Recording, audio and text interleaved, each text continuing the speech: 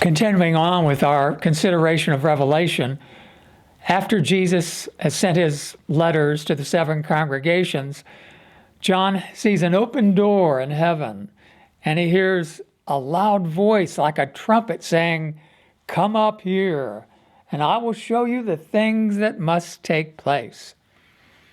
And in the power of the Spirit, John saw immediately a throne occupying the most prominent place, appropriately. Well, none of us have ever seen God. And none of us have ever seen an angel in heaven, for that matter. And nor can we. They live in another dimension. We cannot comprehend. We cannot even imagine, really. Spirits are spirits. We're material and flesh. But God wants to give us an idea, an approximation.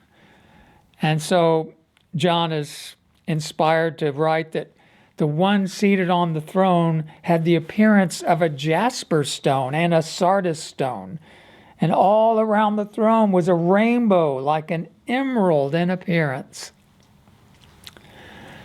Well, if you've ever seen a beautiful polished stone, some might describe it as breathtakingly beautiful.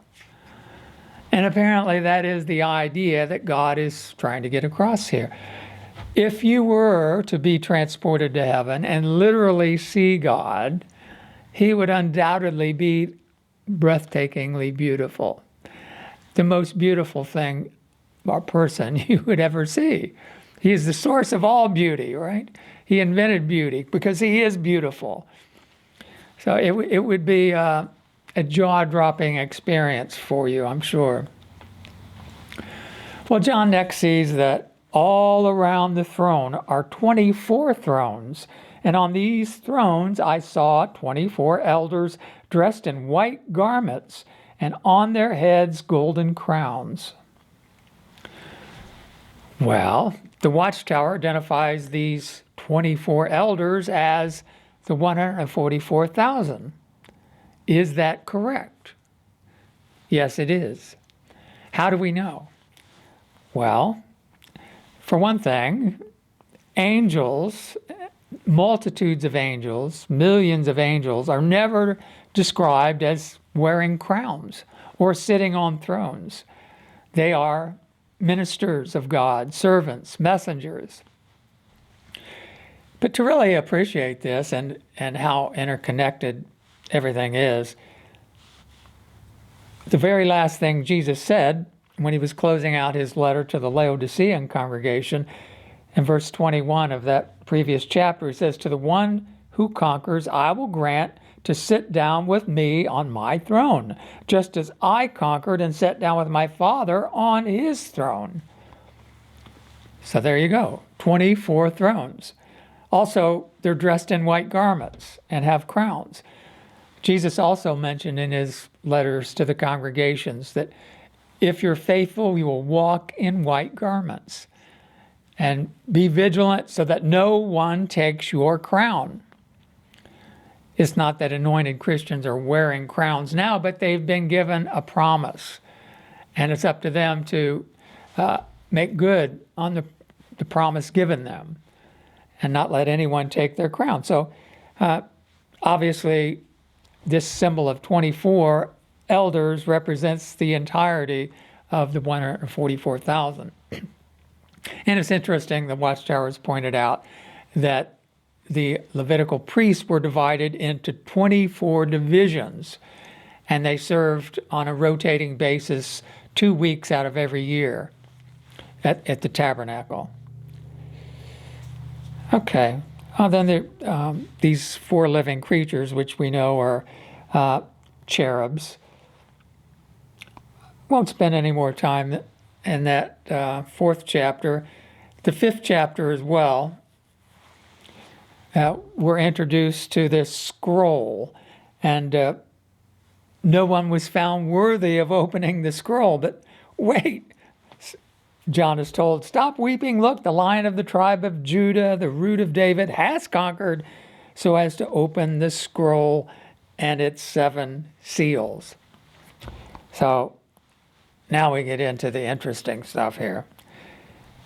The 6th chapter of Revelation. I saw when the Lamb opened one of the 7 seals, I heard one of the 4 living creatures say with a voice like thunder, "Come." And I saw, and look, a white horse, and the one seated on it had a bow, and a crown was given him, and he went out conquering, and to complete his conquest. Well, the Watchtower has long identified this conquering warrior as Jesus Christ. Is that true? Again, we'd have to say yes. The symbolism there, the one given a crown, he goes forth conquering.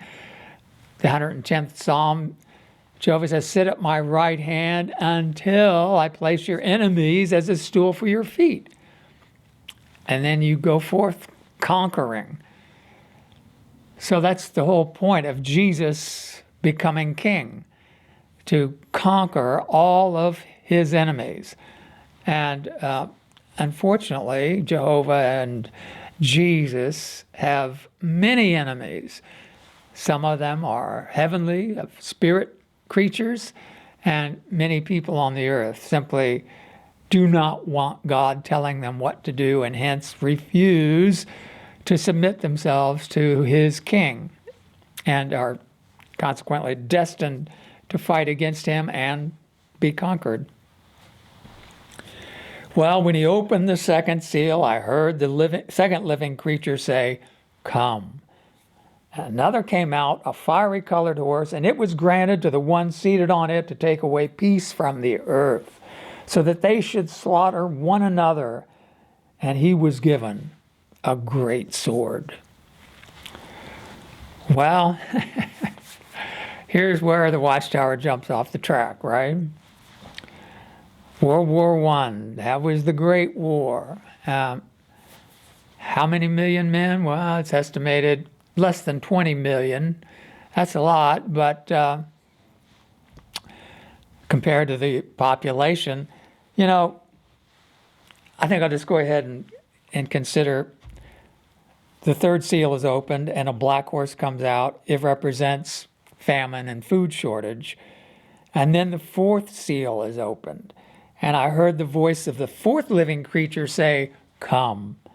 And I saw and look, a pale horse, and the one seated on it had the name Death. And the grave was closely following him. And authority was given them, that is, those previous horsemen, over the 4th part of the earth, to kill with the long sword, and with food shortage, and with deadly plague, and by the wild beasts of the earth. So, war, famine, and pestilence. War, famine, and pestilence. Do you know that phrase is used in the Hebrew scriptures, Jeremiah especially, and Ezekiel? Jehovah refers to the sword, the famine, and the pestilence. And that was the means by which he entered into judgment with his people, with the sword, the famine, and the pestilence. At least 24 times. We can read that in the prophets. And they're listed in that order, the same order as listed here. The same order when Jesus spoke of nation rising against nation, kingdom against kingdom. There'll be food shortages, earthquakes, and pestilence. Well, it says here that authority is given them to kill with the sword, food shortage, and deadly plague a 4th part of the earth. A 4th part, a quarter, 25%. So we had this horrible bloodbath from 1914 through 1918. It's called the Great War, then they called it World War I. Largely, it was a war fought in Europe. Most of the bloodletting happened in France and the trenches, a senseless slaughter of running men up out of the trenches into the mall, poison gas. And when we call it a world war, the Western Hemisphere, although there were soldiers and individuals that fought in the war, it was untouched largely by the World War. At any rate, let's say that 20 million soldiers perished. Not too many civilians in that First World War. Civilian populations weren't targeted as they were in the Second World War. At any rate, people had a little time to rejoice when the war wound down in 1918. Along came this Spanish influenza. And it was 100 years ago, this month, in October 1918, when the Spanish flu was at its height. And it killed, some say 20 million. The Watchtower says 20 million or maybe 30 million. Now some are saying maybe 50 million. It was a horrible, horrible disease. And the strange thing about that Spanish influenza, most of the flu-like diseases, they take the young and the old, the infants whose immune systems are not developed, and the elderly who are weighed down with other health issues. The Spanish influenza was different. It took those in the prime of their life, 20 and 30-year-old individuals. And it happened so suddenly. You feel sick in the morning, by the evening, you might be dead. And the hospitals were overwhelmed. And there was hardly any place on earth where, unlike World War I, which I say the Western Hemisphere was largely unscathed, they didn't escape the Spanish flu. Only a couple small islands where the virus didn't float. So let's say 30 million dead from the flu, 20 million from the war, that's 50 million. But at the time, there was about 1.5 billion souls on Earth.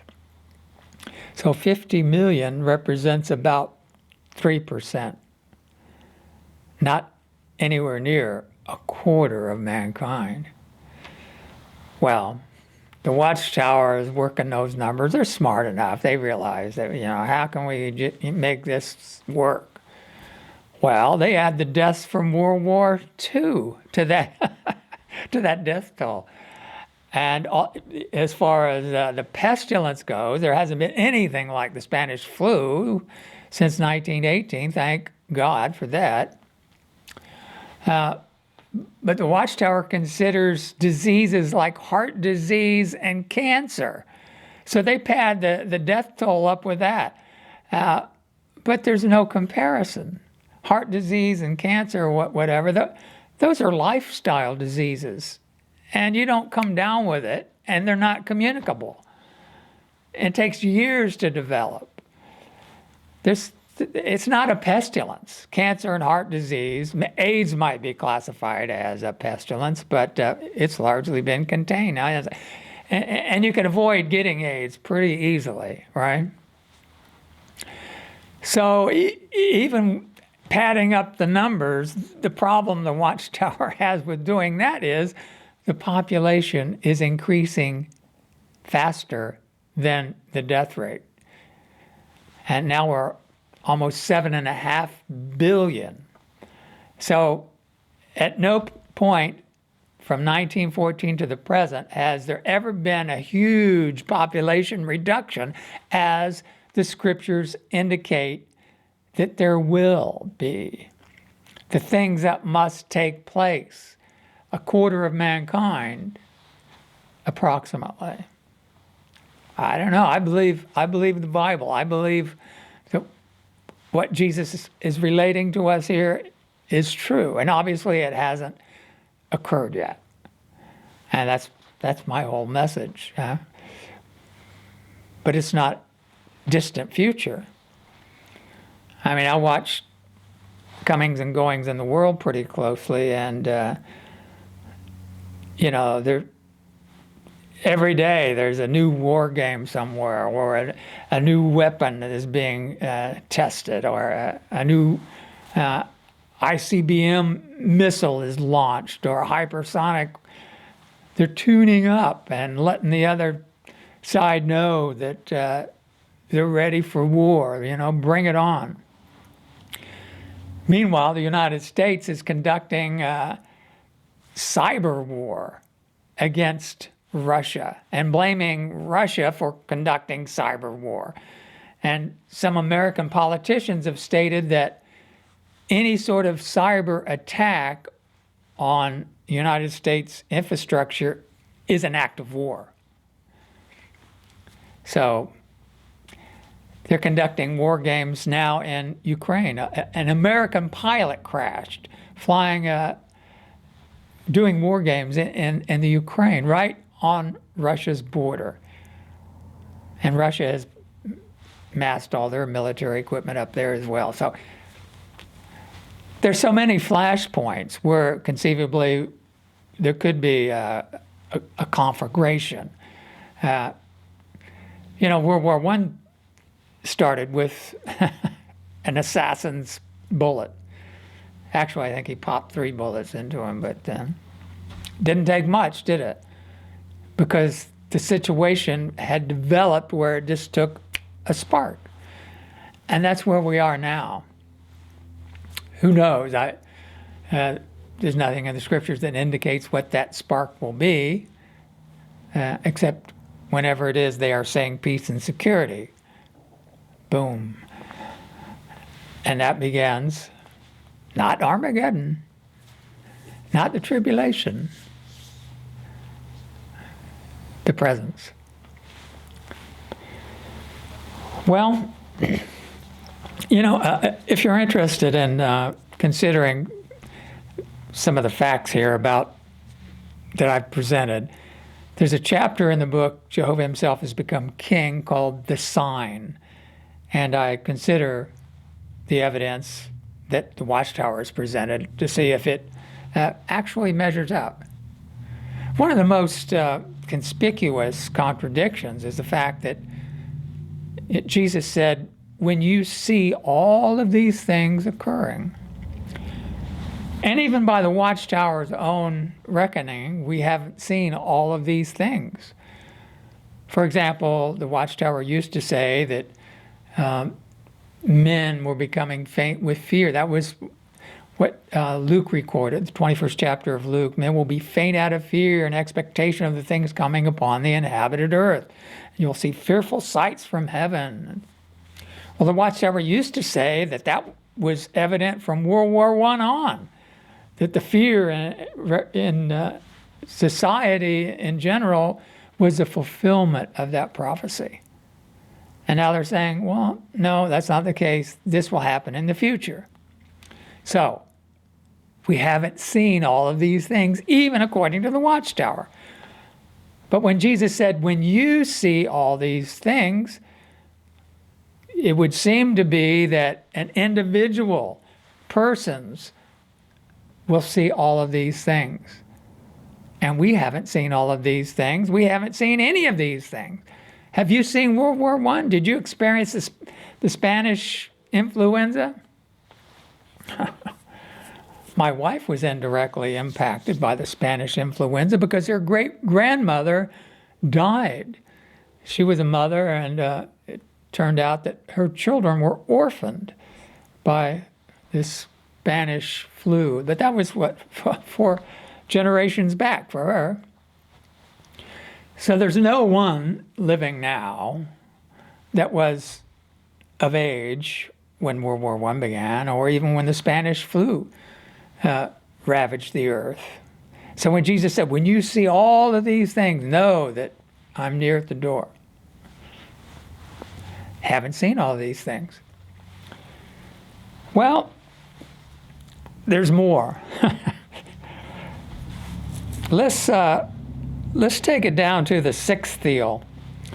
And when he opened the 6th seal, and a great earthquake occurred, and the sun became black as sackcloth made of hair, and the entire moon became as blood, and the stars of heaven fell to the earth, as when a fig tree shaken by a high wind drops its unripe figs. And the heaven departed as a scroll that is being rolled up, and every mountain and every island was removed from its place. Wow. That's heavy duty. That's apocalyptic, right? Well, yeah. Keep in mind that the book of Revelation is written in signs, symbols. So we don't have to worry about the sun going out or the stars of heaven falling to the earth. My goodness. It wouldn't even be physically possible, would it? I mean, our earth is a tiny little dust speck in the vast cosmos. Even in our Milky Way galaxy, it's still an insignificant speck. There's no way all the stars could collapse and form a black hole right here on Earth. So that's kind of silly, isn't it? But, you know, people use metaphoric expressions, you know. Oh, my days are, I'm so depressed, it's just so dark, a gloomy feeling. Well, a bright sunny day is, fills us with optimism and hope. A cloudy, dark day is depressing, right? So it is interesting that stars are used as symbols on a lot of national flags. The United States flag has a bunch of them, 50 stars. And those stars represent the individual states, of course. So these heavenly luminaries symbolize present-day institutions and governments, as well as mountains represent the same thing. So the Bible is symbolizing that all of this is going to come crashing down. And what do you think will happen if there's war, famine, pestilence? Boom, boom, boom, financial collapse. The whole system would come down. Governments would cease to function. If the financial system crashes, forget the war, if the financial system crashes on its own, the governments are going to find it very difficult to function. Now, if you factor in that some capitals might be targeted with even weapons of mass destruction. So what would happen? What would happen if this whole system crashed? Well, it's presented to us in signs. It says, then the kings of the earth and the high officials, the military commanders, the rich, the strong, every slave and every free person hid in the caves and among the rocks of the mountains. And they kept saying to the mountains and to the rocks, fall over us and hide us from the face of the one seated on the throne and from the wrath of the Lamb, because the great day of their wrath has come, and who is able to stand? Well, if the whole system crashed, it would be a fearful thing. And you would think that it was Judgment Day. And you would be right. If there's a silver lining and this idea of a quarter of mankind perishing, it's the fact that, the pale horse is death and the grave. So this quarter of mankind who are laid low go to the grave, not to the lake of fire, the grave. So they have a possibility of being resurrected once the storm blows over. Now, once this great crash takes place, that signifies a turning point. The day of God's wrath, the hour of test. So what is symbolized by their saying to the mountains, fall over us and hide us? People will be in a desperate way, and they will long for any sort of human government to rule over them, to shield them from the future, from what they fear. And that's where the eighth king comes in. the eighth king arises from the ashes. There'll be a period of time when it'll be chaos. We don't know how long, but once the eighth king arises, that's Judgment Day, because his rulership will coincide with the rulership of Jesus. So if you pledge your allegiance, your loyalty to this eighth king, you're saying, I will not submit to Christ. And you get marked with the 666, and you forfeit your life. You're not written in the book of life. You have no hope of a resurrection. So that's the significance. And by the way, the crash of this system is portrayed by the opening of that sixth seal. That's the tribulation. Because in Matthew, the 24th chapter, when Jesus said, then there'll be great tribulation. And he said, immediately after the tribulation in those days, the sun will not give its light, the moon will turn to blood, the stars of heaven will fall. Immediately after the tribulation in those days. So you could say the tribulation brings about this system coming down. So, but the tribulation is cut short, right? And the nations revive under the rule of this eighth king. And, we'll talk about that some more. Thanks for watching.